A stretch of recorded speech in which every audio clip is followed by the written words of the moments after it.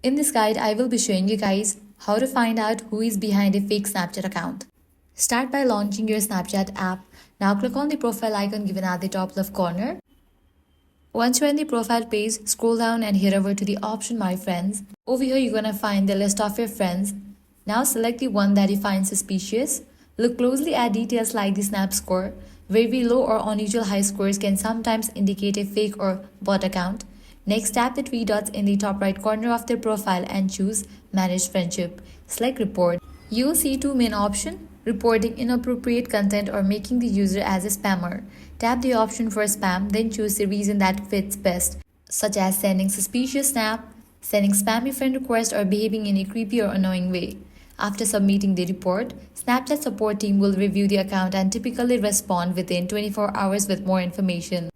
So that's a wrap for this video. If this guide helped you out, do not forget to like, share and subscribe. Thanks for watching.